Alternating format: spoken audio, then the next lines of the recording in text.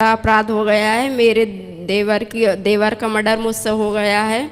मेरी तबीयत बहुत ज़्यादा ख़राब थी और मेरे देवर और भुआ सास के लड़के और चाचा ससुर के लड़के दोनों मेरे घर पे आए और वो लोग जैसे ही आए मेरी तबीयत ख़राब हुई थी तो मैं नीचे गिर पड़ी चक्कर खा के। फिर उन लोगों ने सोचा कि मुझे कोई भूत चुड़ैल चैटी है, भूत प्रेत का साया है। तो उन लोगों ने वो जादू टोना किया और मुझे उकसाते रहे कि तुम बेड़नी हो, ये हो, वो हो, फलाना ढिकाना। वो इस तरह से पूजा पाठ करते रहे। उन्होंने दिन भर किया, रात भर किया और रात भर करके मेरे देवर चले गए, हमें छोड़कर। भुआ सास के लड़के वहीं पे थे।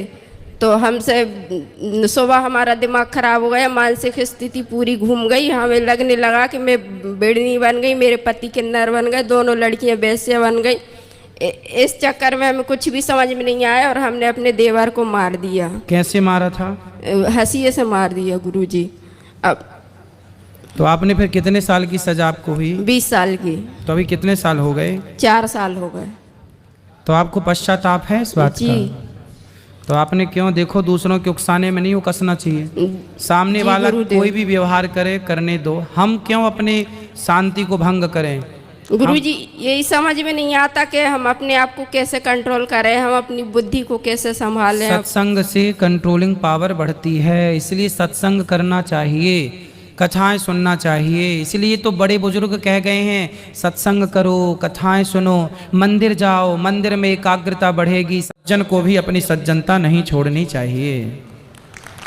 गुरुजी वो जब परिवार के लिए जब बोलते हैं ना गलत शब्द, तब जाके हम उस क्रोध में आते हैं। तो वो क्रोध को कंट्रोल नहीं कर सकते। क्रोध को कंट्रोल विवेक के द्वारा होगा। सत्संग करेंगे। देखो क्रोध के कारण ही तो आज ये स्थिति आई। आप क्यों आए जेल के अंदर? मैं हस्बैंड के मर्डर केस में हूँ। तो आपने पति को मार दिया? नहीं। फिर? वो प्रॉपर्टी के वजह से मेरे इन लॉस ने मेरा इन्वॉल्वमेंट बता के मुझे यहाँ पे भेजा है। तो पति की मृत्यु कैसे हुई? किसी ने की है मृत्यु। किसी ने की? मारा किसी ने? जी।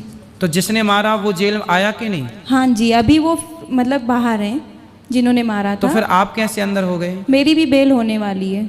नहीं तो आप जेल कितने दिन रहे जेल के अंदर? मुझे यहाँ पे लगभग 9 साल हो गए। तो 9 साल आपने जेल की सजा पाई, तो आखिर आपने गुनाह किया होगा तब ना पाई? नहीं सर, मैं झूठ नहीं बोलूँगी क्योंकि सत्य बोलना मुझे भी पसंद है। तो मैंने मर्डर नहीं किया है, ना ही मेरा इन्वॉल्वमेंट है। आपने जैसे बताया ना कि पिछले जन्म का। किसी ने आपको? जी। चलिए, तो व्यर्थ में ही आप निर्दोष हैं और आपको सजा मैं ये समझ चुकी हूँ कि पिछला कुछ रहा हुआ है जो मुझे काटना है, तो मैं खुशी खुशी भी काट रही हूँ। तो आप अब यहाँ से जाने के बाद खुशमय जीवन बिताइएगा। बिल्कुल। भगवान का चिंतन कीजिएगा। बच्चे हैं आपके? हाँ जी, गुड़िया है। तो बेटी आप वहीं घर में हैं? ससुराल वालों के पास।